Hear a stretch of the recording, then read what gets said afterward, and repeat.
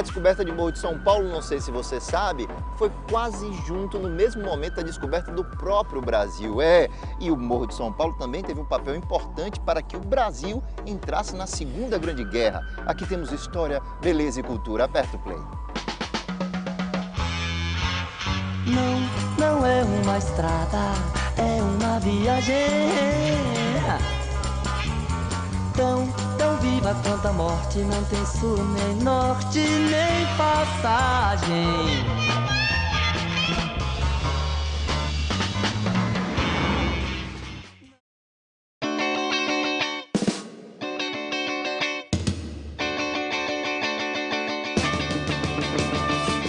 Cadê Renata, João? Renata não desceu, rapaz. Não Marcou desceu? com a gente 5h30, já são 8.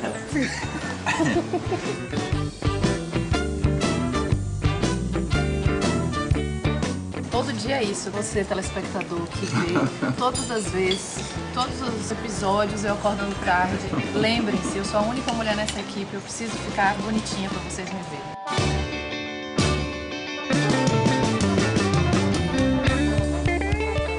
Já fiz meu desabafo, esse bullying que eu tô sofrendo. As pessoas quando vêm pra cá geralmente ficam pensando nesse lugar incrível, paradisíaco, mas nem todo mundo sabe que Morro de São Paulo é muito importante na nossa história, na história da Bahia e na história do Brasil.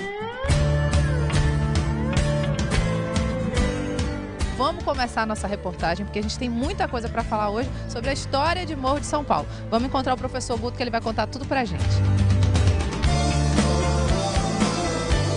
Onde é que a gente está agora? Vamos começar falando dessa história desse lugar. Onde a gente está, na frente dessa igreja. É um lugar importante? O morro nasce aqui, toda a comunidade converge para cá e busca sua proteção nesse ambiente. Quando a gente chega aqui em Morro, a gente avista uma construção muito antiga, parece um portal. O que é aquilo? Aquilo ali foi construído no século XIX em comemoração à vinda do Pedro II. As primeiras construções datam o século XVII. Esse estende por todo o século XVIII. Esse local sempre foi disputado por duas capitanias, Todos os Santos e São Jorge dos Ilhéus. Vamos começar então onde Dom Pedro II começou. Vamos ver lá dentro da igreja? Vamos começar.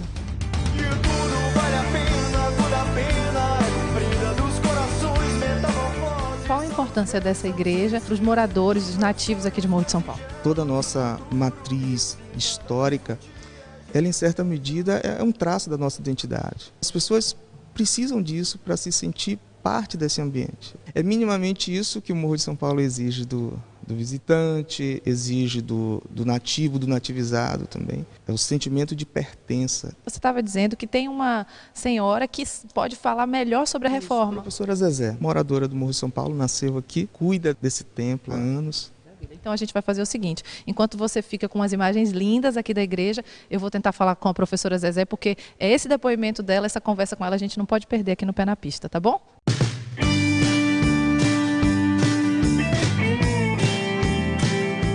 Esperando, o professor está aqui tentando falar com a professora Zezé, que deve estar na escola, escola medicina. De repente a gente pode ir lá na escola. Eu acho que os meninos estão preparando alguma coisa para você. Mentira. Gente, mas seria maravilhoso isso. Já pensou? Em 2011, como é que essa igreja estava antes da reforma? Não tinha janelas, não se abria mais. Como é que a senhora se sente, professora, quando a senhora vê esse altar assim todo reformado? Eu me sinto feliz porque sou nativa e porque apliquei aqui meu salário de professora, porque a igreja e a comunidade não tinha como pagar nada.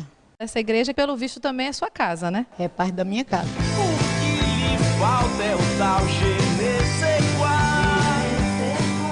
Qual o nome da escola que a gente vai? Nossa Senhora da Luz.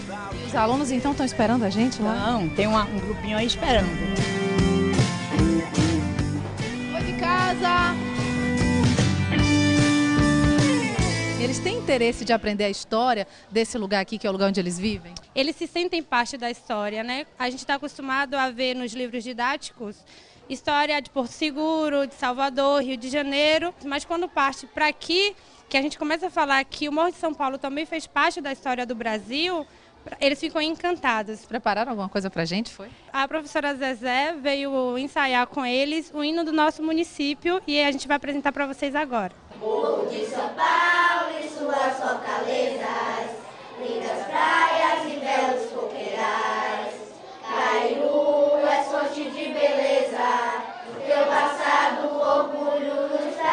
imaginava que tinha tanta história do Brasil aqui no lugar onde você mora? Não. Qual é a parte da história do morro que você acha mais legal? Foi quando acabou a escravidão. O que você acha de mais legal, assim, que eu não posso ir embora sem ver sobre a história? O forte. E o farol? E o farol. Então acho que está na hora de eu ir lá no farol agora, né? Aham. Nem todo trajeto é reto, nem o mar é regular. Estamos subindo aqui em direção ao farol. Isso aqui foi a construção de um centro de comunicações com a capital. Isso, exatamente isso. Em função da necessidade de época, né? 2 afundamentos traumatizaram não só a população local, mas também toda uma nação.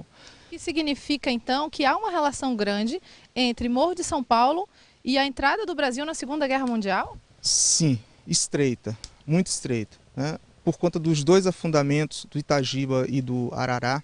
2 embarcações. 2 embarcações nacionais foram postas a pique por um submarino alemão. E existiam pessoas dentro dessas embarcações, moradores aqui de Morro, da região? Não, moradores da região não. E eram navios de civis. Navios de civis, mas em um deles havia um pelotão militar. Você que já esteve aqui em Morro nem imaginava, né? Vamos continuar pesquisando e entendendo a história desse lugar incrível.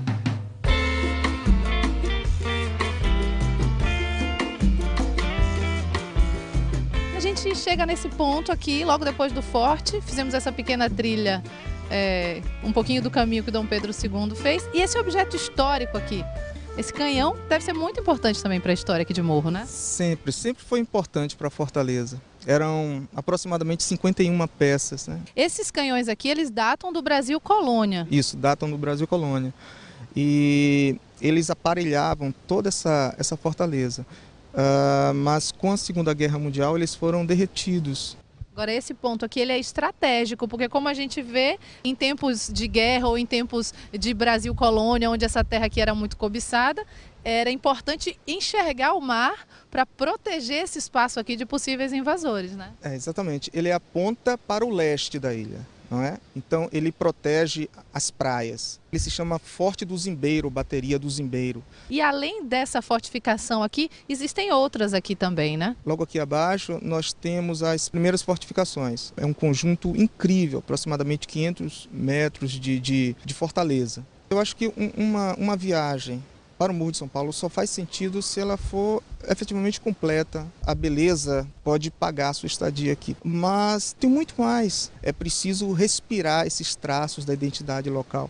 Me parece que a visita, assim, ela se torna pertinente e completa, né? Então a gente está visitando do jeito certo. Acho que esse pé na pista histórico de Morro vai ficar na história do pé na pista. A gente continua aqui dando uma olhada nesse visual incrível depois dessa aula maravilhosa. Estrada, caminho torto, me pegou pra encontrar. Abri um talho na vida, até que eu possa passar. Como um moinho que roda, traçando a linha sem fim e desbravando o futuro, girando em volta de mim.